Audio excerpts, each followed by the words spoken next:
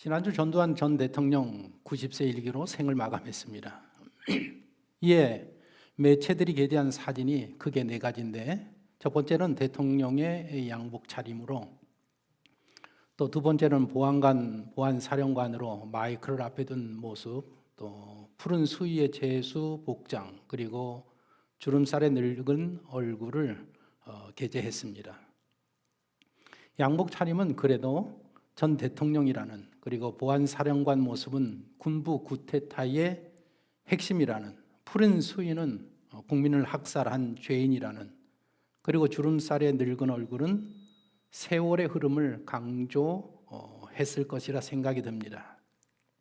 끝까지 국민에게 사과하지도 않고 추징금도 29만 원밖에 내지 않고 골프를 치면서 90세까지 산 전 대통령에 대한 국민과 사회적 평가는 좋지 않습니다. 대단히 부정적입니다. 여러분들은 어떻게 생각하시는지 모르겠습니다.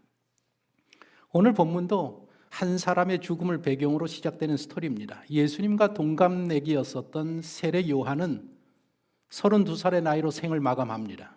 약 1년 2개월 정도 옥에 수감되어 있다가 참수당합니다. 이스라엘 백성 모두가 세례 요한의 죽음에 애도를 표했습니다. 세례 요한의 부고 소식을 들은 예수님에게도 이 부고 소식이 전해집니다. 세례 요한의 제자들로부터 부고를 받았을 때에 예수님은 갈릴리 가버나움에서 사역을 하고 계셨고, 12 제자들이 마침 전도 여행을 마치고 돌아왔던 그런 때였었습니다. 예수님은 세례 요한의 죽음을 어떻게 평가했을까? 제 생각에는 높이 평가한 것으로 생각이 듭니다. 그리고 그리 슬퍼하지 않았을 것이라는 생각도 듭니다. 자신에게 주어진 사명을 다 감당하고 순교당해서 하나님 나라에 갔습니다. 예수님보다 1년 정도 먼저 갔습니다. 예수님도 1년 지나면 33세의 나이로 십자가에서 죽임을 당하시게 됩니다. 그래서 아마도 세례 요한이 나보다 먼저 가서 나를 기다리고 있겠구나라는 생각을 예수님이 하지 않았을까 생각해 보았습니다. 세례 요한이 죽은 때는 예수님께서 세 번째 유월절을 맞이할 그런 때였었습니다. 예수님의 공생에는 네 번의 유월절 사건을 중심으로 생각해야 이해하기 쉽다, 제가 말씀을 드렸습니다. 첫 번째 유월절에는 성전 청결 사건을 일으켰었고, 두 번째로는 베데스다 연못 사건, 세 번째로는 오병이어의 사건, 네 번째로는 십자가의 사건으로 예수님께서 죽으시고 부활하십니다. 세 번째 유월절을 앞둔 시점에 세례 요한의 부고 소식을 받았고 단기 선교 전도 여행을 떠났던 제자들이 다 돌아옵니다. 예수님은 갈릴리에서 매일 분주한 사역을 하셨습니다. 얼마나 지치셨겠습니까? 그래서 12 제자들이 훈련을 마치고 선교를 마치고 돌아온 12 제자에게 이제 우리가 좀 쉬자, 우리만의 시간을 갖자, 그렇게 말씀을 하시고, 이제 내일 해가 뜨면 우리 아침 먹고 벳세다로 바람을 쐬러 가자 하셨습니다. 그래서 다음날 아침에 아침 식사를 마치고 해변가로 내려가서 배를 타고 벳세다로 향합니다. 가버나움에서 벳세다까지는 바닷길로 8km 정도 되는 거리입니다. 오랜만에 배에 오른 제자들이 신났습니다. 어부 출신들 아닙니까? 배를 다 버리고 사역을 하던 제자들이 모처럼 배에 오르니까 얼마나 신납니까? 노를 젓고 맑고 푸른 날씨, 하늘은 높고 또 갈매기들이 날아다니고 바다의 신선한 공기를 모처럼 마시면서 아주 신나게 배를 저 벳세다로 향합니다. 그렇게 즐거운 마음으로 벳세다를 향해 가고 있을 때 예수님 일행의 이 이동 소식을 많은 사람들이 알게 됩니다. 그래서 그 사람들이 육로로 달려서 예수님의 일행보다 먼저 벳세다에 도착을 합니다. 구경을 좋아하는 사람들, 고침받기를 원하는 사람들, 예수님이 도대체 어떤 분인지 궁금해하는 이런저런 사람들이 수많이 모여서 인산인해를 이룹니다. 거의 2만 명에 달하는 사람들이 벳세다에 몰려들었습니다. 벳세다 해변에 도착하니까 벌써 그 많은 사람들이 예수님의 일행을 기다리고 있습니다. 예수님께서 배에서 내리면서 그 무리들을 보는 순간에 불쌍한 마음이 듭니다. 성경에 기록된 대로 마치 목자 없는 양같이 이리저리 방황하고 다니는 그런 사람들처럼 보이면서 불쌍한 마음이 듭니다.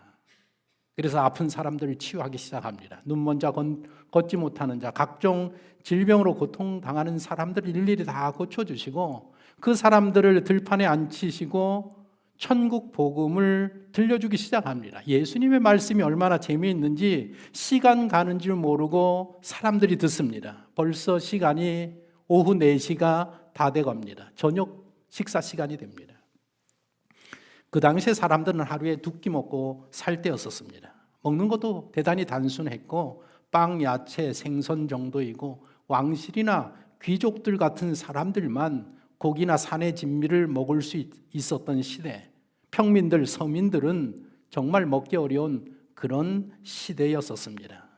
세계적으로 궁중 요리가 있는 나라가 한 10여 개 나라밖에 안 된다고 합니다. 세계 한 200여 개국의 국가가 있는데 10개 나라 정도만 궁중 요리라는 그 나라가 있단 말입니다. 그 중에 하나가 우리나라 아닙니까? 세계적으로 요즘 한식이 대단한 인기 아닙니까? 한국에 태어난 게 생각하면 생각할수록 얼마나 감사한지 모릅니다. 어떻게 감사한 마음이 드십니까? 단기 선교 가보니까 캄보디아에 가도 먹을 게 없습니다.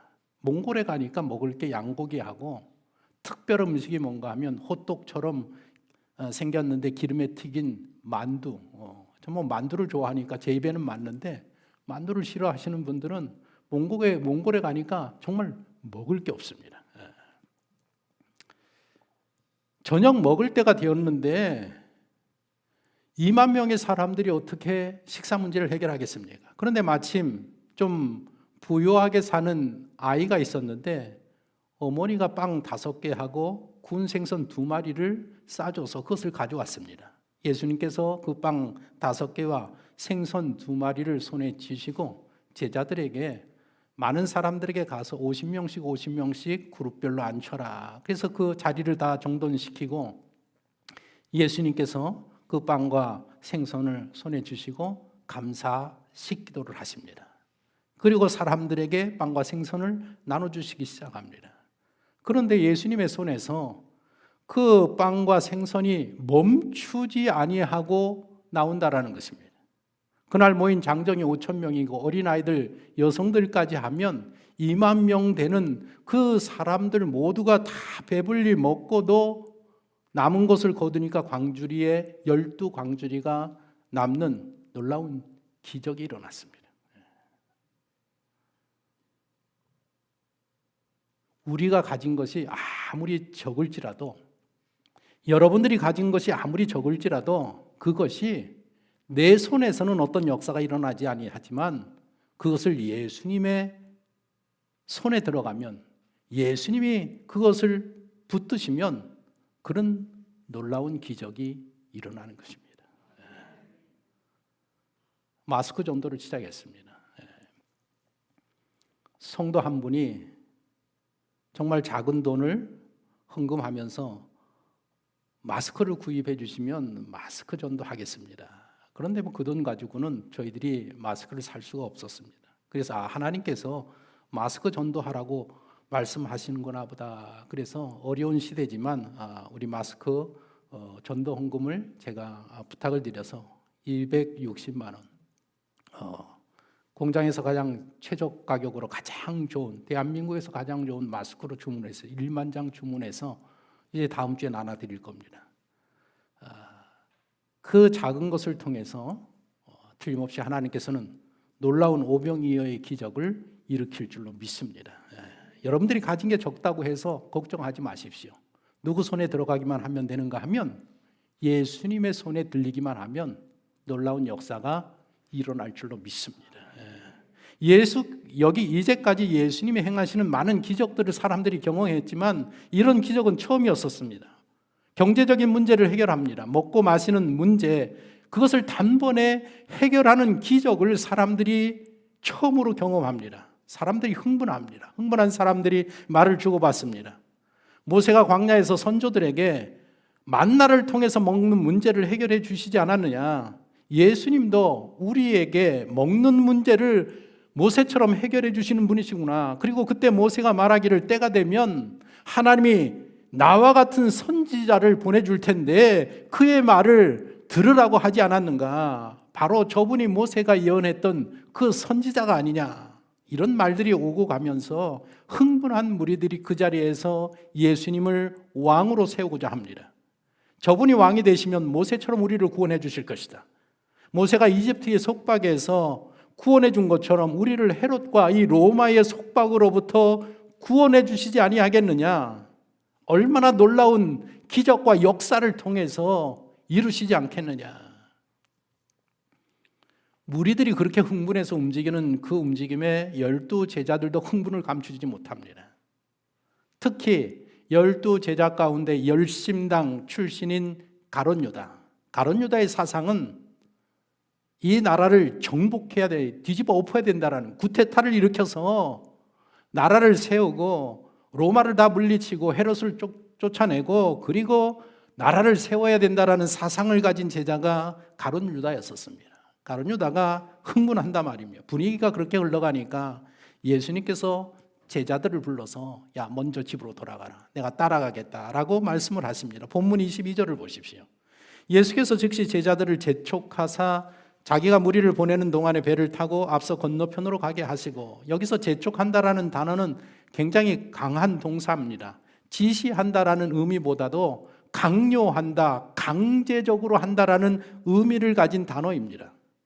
강제적으로 지금 제자들을 등 떠밀어서 빨리 가라고 말씀하고 계시는 것입니다. 흥분한 무리를 안정시키고 설득시키는 동안에 빨리 너희들 먼저 집으로 돌아가라, 배를 타고 먼저 가버나움으로 가라, 그러면 내가 뒤따라 가겠다 하고 제자들을 막 밀어 보냈습니다. 예수님께서 흥분한 사람들을 이 진정시킵니다. 사람들이 말을 듣겠습니까? 말을 듣는 사람도 있지만 대부분이 말 듣지 않는다 말입니다. 계속해서 사람들을 흥분시키고 선동하는 사람들, 바람 잡는 사람들이 거기에 있었을 것입니다. 사역에도 지치고 사람들에게도 지친 예수님께서 산으로 올라가십니다.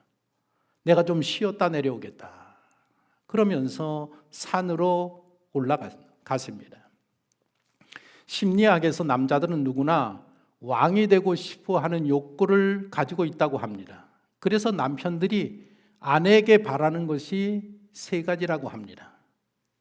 집안에 들어왔을 때 집안이 늘 깨끗한 거, 정갈한 거. 2번째로는 퇴근해서 집에 들어올 때 온 가족들이 막 일어나서 반갑게 맞이하는 거.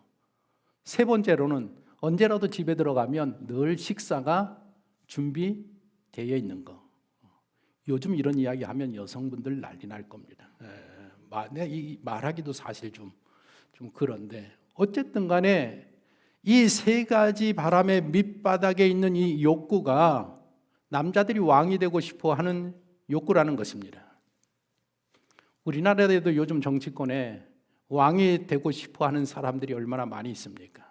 그런데 중요한 것은 왕이 되고 싶어 하는 사람이 아니라 왕이 될 만한 사람이 중요합니다.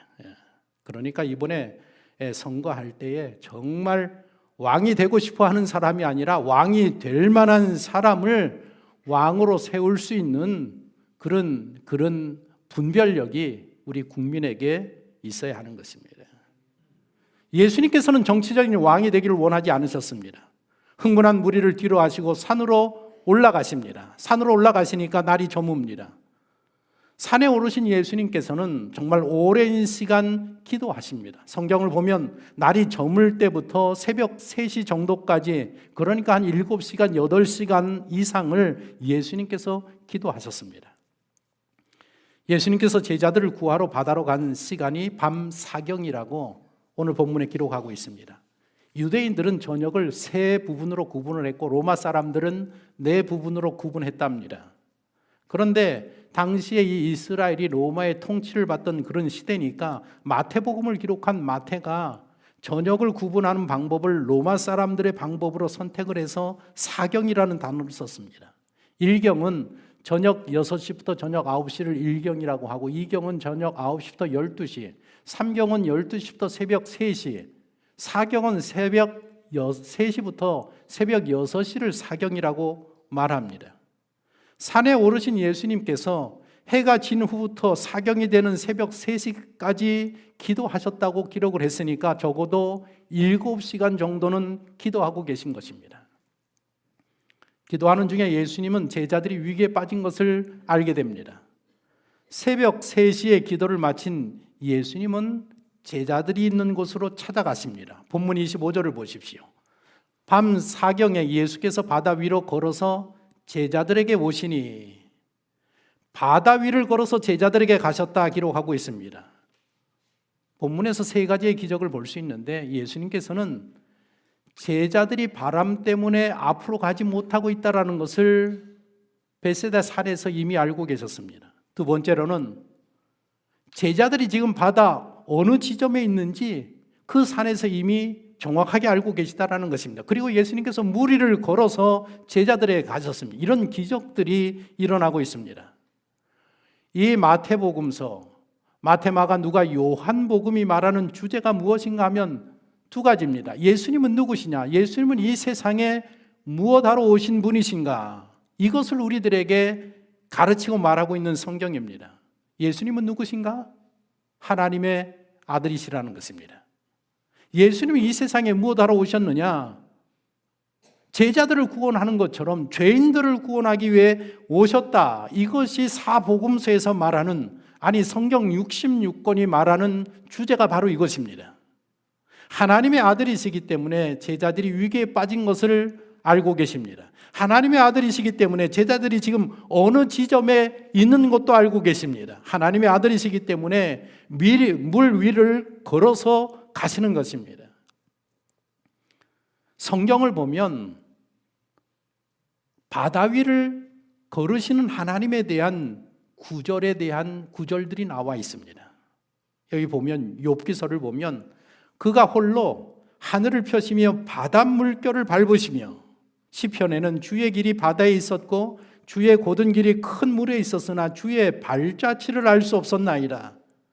이사야서에 나 여호와가 이같이 말하노라. 바다 가운데 길을 큰 물 가운데에 지름길을 내고, 또 욥기서에 내가 바다의 샘에 들어갔었느냐, 깊은 물 밑으로 걸어 다녀 보았느냐. 지금 예수님께서 무리를 걸으셨다라는 이 말은 예수님이 누구시냐? 예수님은 하나님이시라는 것입니다. 벳세다에서 가버나움까지 바닷길로 8km 정도 되는 거리입니다. 요한복음에 보면 이 제자들이 벳세다로부터 출발해서 10여리 정도 노를 저어 갔다라고 그렇게 기록이 되어 있습니다. 심리는 4km 정도 됩니다. 그러니까 갈릴리 바다 8km에서 4km면 정확하게 중간 지점에 왔을 때에 맞바람이 쳐서 더 이상 아무리 열심히 노를 지어도 앞으로 가지 못하고 파도가 점점 커지면서 이런 위기 가운데 놓여 있었다는 것입니다. 지금이 6월절, 이 사건이 일어난 때가 6월절을 앞둔 때였습니다. 4월 초 정도 되는 그런 시기였었습니다. 그런데 갈릴리 바다에서는 3월에서 6월까지는 서풍, 서쪽에서 불어오는 바람이 가장 강력하게 부는 그런 때라는 것입니다. 동쪽 벳세다에서 서쪽 가버나움으로 항해하시는 중인데 밤에 불어닥친 이 서풍, 맞바람 때문에 중간 지점에서 곤욕을 치르고 있습니다. 더 앞으로 나아가지 못하고 있습니다. 그런데 예수님께서 그것까지 물 위로 걸어 오신 것입니다. 제자들을 구하기 위해서 한밤중에 새벽 3시경에 맞바람을 맞으면서 그 큰 파도를 헤치면서 바다 위를 걸어서 4km를 오셨습니다.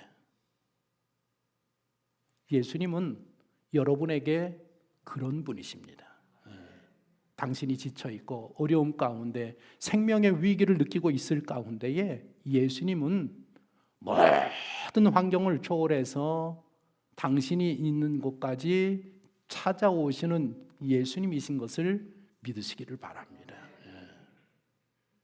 걱정하지 마십시오. 아멘? 따라합시다. 걱정하지 않습니다. 걱정할 거 하나도 없습니다. 예수님이 반드시 당신을 찾아오십니다. 예수님께서 저만치 다가오셨을 때에 제자들은 유령이 나타났다고 겁에 질려 소리를 지릅니다. 본문 26절을 보면 제자들이 그가 바다 위로 걸어오심을 보고 놀라 유령이라 하며 무서워하며 소리 지르거늘. 헬라 세계, 그리스 세계, 서양 세계에 어떤 사상이 있는가 하면 물에 빠져 있는 사람들은 결코 지옥의 강을 건널 소망이 없다라는 그런 믿음을 가지고 있습니다. 왜냐하면 사람이 죽으면 땅에 묻혀야 되는데 땅에 묻힐 때 그냥 묻는 게 아니라 그 입에다가 동전을 넣어주는 그런 관습이 있었습니다. 저 지옥의 강을 건널 때에 그 돈을 내야 배를 타고 건널 수 있단 말입니다. 그래서 그걸 가져가야 되는데 바다에 빠진 사람들은 그것을 가져가지 못하니까 그들의 영혼은 바다에 떠돌고 있다라는 그런 믿음을 가지고 있었단 말입니다. 유대인들도 그런 믿음은 아니지만 좀 다르지만 이 바다는 귀신들이 사는 집이라는 그런 생각을 가지고 있었다라는 것입니다. 악한 영들이 거하는 곳이 바다라는 생각을 가지고 있었습니다. 그래서 저기 멀리서 걸어오시는 예수님을 보면서 유령이 나타났다라고 두려워 소리를 치는 그런 제자들을 향하여서 예수님이 말씀하십니다. 안심하라, 나니 두려워하지 말아라. 제자들의 귀에 익숙한 예수님의 음성이 들립니다. 예수님은 놀라 두려워하는, 불안해하는 그 제자들에게 다가가서 하시는 말씀이, 첫 번째 말씀이 무엇인가 하면 안심하라, 나니 두려워하지 말아라. 예수님은 늘 이렇게 고난 가운데에 있는 사람들에게 찾아오셔서 위로의 말씀을 먼저 전해주시는 예수님이신 것입니다. 여호수아에게도 히스기야에게도 바울에게도 제자들에게도 그리고 당신에게도 마찬가지입니다. 따라합시다. 안심하라. 나니 두려워하지 말라. 오늘 이 시간 하나님께서 여러분에게 주시는 말씀이라 믿으시기 바랍니다. 요 대목에서 마태복음을 기록한 이 마태는 누구에게 주목하는가 하면 베드로에게 주목을 합니다. 베드로가 무리를 걸었다가 빠졌다라는 그 부분에 초점을 맞추고 있습니다. 28절에서 30절 보십시오. 베드로가 대답하여 이르되 주여 만일 주님이 이시거든 나를 명하사 물 위로 오라 하소서 하니 오라 하시니 베드로가 배에서 내려 물 위로 걸어서 예수께로 가되 바람을 보고 무서워 빠져가는지라 소리질러 이르되 주여 나를 구원하소서 하니 흔들리는 배 안에 지금 12제자가 있습니다. 그들 모두가 주께서 물 위를 걸어오고 계신 기적적인 행동을 보고 있습니다. 그리고 제자들 가운데 베드로만이 자신도 그렇게 할 수 있다라는 용기를 가지게 됩니다. 그래서 내게 명하사 물 위로 걸어갈 수 있게 해달라고 예수님에게 요청을 합니다. 예수님께서 와라 하니까 앞뒤도 가리지 아니하고 배에서 물 위로 뛰어내립니다. 그리고 예수님을 향해서 걸어갑니다. 베드로는 늘 위험을 무릅쓰는 행동하는 사람입니다. 물 위로 걸어갔습니다. 인류 역사상 물 위를 걸은 사람은 유일하게 베드로뿐입니다. 베드로 외에 그 누구도 물 위를 걸은 사람은 없습니다. 홍해를 가른 모세도 물 위를 걷지는 못했습니다. 베드로는 그렇게 물 위를 걸어서 예수님에게 거의 도달한 지점에서 물에 빠진 것으로 보입니다. 본문을 보면 상황이 그렇습니다. 예수님께서 집중하고 예수님이 오라고 하니까 예수님만 바라보고 가다가 가는 길에 저기서 그냥 큰 파도가 막 몰려오는 것을 보는 순간에 야, 내가 위험에 빠지게 되는구나 라는 생각이 드는 순간에 물속으로 가라앉기 시작했습니다. 베드로가 물 위를 걸은 거리는 대단히 짧은 거리입니다. 하지만 그 걸음은 대단히 큰 믿음이었고 믿음의 행동이었었습니다. 베드로는 예수님을 신뢰하는 동안 물 위를 걸었습니다. 그런데 환경적인 세상적인 상황이 몰려드니까 그 믿음이 사라지고 말았습니다. 바로 이게 우리의 믿음의 현실입니다. 우리가 처해 있는 믿음의 현실을 우리에게 보여주고 있습니다. 기독교인의 실존은 이렇게 믿음이라는 것, 그리고 의심이라는 그 가운데 서 있는 사람들이 바로 우리 그리스도인들인 것입니다. 이 의심을 이겨야 되는데, 의심을 믿음으로 이겨야 되는데 어떻게 이길 수 있느냐? 그것은 오로지 하나님의 은혜로만이 가능하단 말입니다.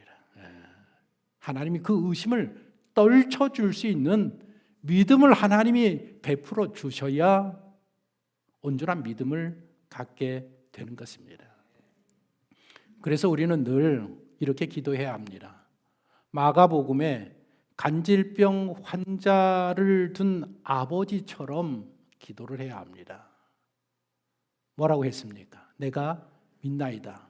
나의 믿음 없는 것을 도와주소서. 그렇습니다. 예수님, 내가 믿음이 있으면 이 아들을 고칠 수 있는데 내가 믿음이 없습니다. 그러니까 나에게 믿음을 좀 주십시오. 믿음 없는 것을 도와주십시오. 우리는 끊임없이 신앙생활하면서 이렇게 기도해야 합니다. 따라합시다. 내가 믿나이다. 나의 믿음 없는 것을 도와주소서. 빠져가던 베드로는 예수님에게 구해달라고 소리칩니다. 주여 나를 구원하소서 소리를 치릅니다. 베드로에게는 두려움을 극복할 만한 큰 믿음은 없었지만은 죽음의 위기, 지금 빠져가는 그런 위기 가운데에서는 예수님을 향해서 살려달라고 할 수 있는 그런 부르짖을 수 있는 믿음은 있었단 말입니다. 그러자 예수님이 즉시 손을 내밀어서 베드로를 붙들어 주십니다. 예수님의 능력은, 예수님의 도우시는 구원의 능력은 우리가 가지고 있는, 베드로가 가지고 있는 믿음의 영향력을 받는 것이 아닙니다. 그의 믿음이 없을지라도 부르짖어 간구하니까 예수님께서 그를 붙드시고 그를 건져주신단 말입니다. 그러면서 베드로에게 작은 믿음을 책망하십니다. 믿음이 작은 자야, 왜 의심하였느냐? 주님의 책망이 무엇이냐? 왜 주의 환경을 나보다 더 중요하게 여기느냐? 왜 그것을 더 신뢰하느냐? 왜 나에 대한 신뢰가 부족하냐? 이것을 문제 삼고 있습니다. 그리고 예수님과 베드로가 배 안에 딱 오르는 순간에 그 바람이 그 시로 그쳤다고 했습니다. 잘 성경을 읽으면서 여러분들 열심히 읽으시는데 성경을 읽으면서 깊이 생각해 보십시오. 예수님이 베드로의 손을 잡고 그 배에 오르니까 그 몰아치던 그 맞바람하고 그 풍랑이 그 순간에 완전히 사라졌다. 고요해졌다. 조용해졌다라는 것입니다. 우리 인생의 문제가 무엇인가 하면 예수님이 내 심령에, 예수님이 우리 가정 가운데, 예수님이 내 환경 가운데 진실로 들어오시면 그 순간의 모든 문제는 다 해결되는 줄로 믿습니다. 예수님을 모시는 일이 중요한 것입니다. 그 문제를 해결하려고 하지 말고, 이 문제에서 살아남으려고 하지 말고, 여러분의 문제, 우리의 문제가 뭔가 하면 예수님이 그 환경 가운데 들어오시기만 하면 된다라는 것입니다.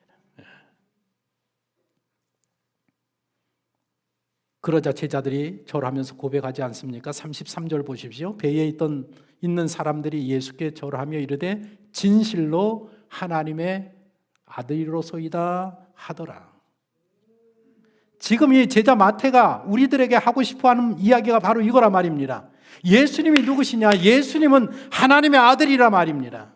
그동안 제자들은 예수님을 어떻게 생각했느냐? 훌륭한 선생님, 훌륭한 랍비, 모세가 말한 선지자, 이 나라를 구할 메시아 정도로만 생각을 했습니다. 그렇게 믿고 있었습니다. 그런데 이번에 무리를 걸어서 오시는 예수님을 보면서 예수님은 하나님의 아들이시구나. 하나님의 아들이시라는 것은 하나님이라는 뜻이란 말입니다. 이분이 하나님이시구나라는 바른 신앙을 최초로 고백하게 되었다라는 것입니다. 이 사건을 마태가 우리들에게 소개하고 있습니다. 기독교인의 신앙생활, 믿음 생활의 출발점은 예수님은 누구신가라는 질문에서부터 시작이 됩니다. 예수님은 누구신가? 하나님의 아들이시라는 것입니다. 이 믿음에서부터 신앙의 삶, 믿음이 출발하는 것입니다. 그러면 그 다음 두 번째로 이어지는 질문이 무엇인가 하면, 그러면 예수님은 하나님의 아들이신데 왜 하나님의 아들이시 이 땅에 오셨느냐? 무엇을 하기 위해서 이 땅에 오셨느냐? 죄인을 구원하기 위해서 오셨다라는 것입니다. 우리의 영혼을 구원하기 위하여서, 죽은 영혼을 살리고 영생을 주시기 위하여서. 그리고 세 번째 질문이 남았습니다. 그러면 예수님께서 이 땅에 오셔서 십자가에서 구원의 사역을 다 이루셨는데, 그리고 부활 승천하셨다고 했는데, 부활 승천하신 예수님은 지금 어디에서 무슨 일을 하시고 앞으로 무슨 일을 하실 것이냐? 그 예수님은 지금 하나님 우편에서 우리를 위해서 기도하고 계시고 마지막 때에 이 땅에 재림하신다라는 거. 이게 우리의 신앙 고백입니다. 로마서 8장 34절을 보십시오. 다 같이 한번 읽어보겠습니다. 누가 정죄하리요? 죽으실 뿐 아니라 다시 살아나신 이는 그리스도 예수시니 그는 하나님 우편에 계신 자요 우리를 위하여 간구하는 자시니라. 예수님이 제자들이 바다 가운데서 기진맥진 녹초가 되어 사투를 벌이고 있을 때에 예수님이 어디 계셨느냐? 벳세다 산에서 제자들을 보고 계셨습니다. 예수님의 제자들이 불어닥친 서풍으로 배가 오고 가지 못하는 상황에 빠져 있는 것을 보고 계시고 알고 계셨습니다. 제자들을 위해서 그 산에서 기도하고 계셨습니다. 그리고 저들이 한계에 부딪혔음을 아시고 저들의 고군분투하는 바다 한복판으로 걸어오십니다. 어디서 고군분투하는지, 어디에서 문제에 정착되어 있는지를 정확히 알고 그곳으로 오시는데 무리를 걸어서 오셨습니다. 지금 하늘 아버지, 하나님 우편에 계신 예수님도 마찬가지입니다. 하나님 우편에서 예수님께서 당신을 보고 계십니다. 그리고 당신이 처한 형편과 처지와 환경을 잘 알고 계십니다. 그곳에서 당신을 위해서 주님이 기도하고 계십니다. 그리고 안 되겠다 싶으면 제자들을 찾아서 바다로 내려가신 것처럼 하늘에서 당신이 있는 곳으로 찾아 내려오십니다. 당신을 구하기 위해서. 마태는 우리에게 이 사실을, 이 예수님을 믿으라고 말하는 것입니다. 당신을 구하러 오시는 예수님을 믿으십니까? 믿으십니까? 믿음대로 되는 것입니다. 마태복음을 기록한 제자 마태는 무리를 걷다 빠진 베드로의 요 내용을 소개합니다. 이 사건을 마태도 기록했고 마가도 기록했고 요한도 기록을 했는데, 베드로가 무리를 걸은 사건에 대해서는 마태만 기록하고 있습니다. 아마 어쩌면 다른 제자는 그래도 마태가 이게 예수님의 수제자인데 초대교회를 이끌던 수장이었었는데 어떻게 그런 부끄러운 사건들을 기록할 수 있겠는가라는 생각을 했을지도 모르겠습니다. 그러나 마태는 마태복음 전부를 읽어보면 이 베드로가 실수하는 모든 것들을 마태가 다 기록해 놓고 있습니다. 이 개인적으로 보면 얼마나 부끄러운 이야기입니까?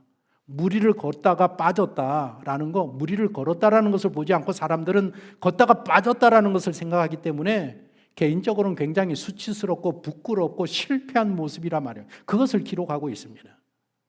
왜 기록하느냐? 마태를 주목해 보라는 것입니다.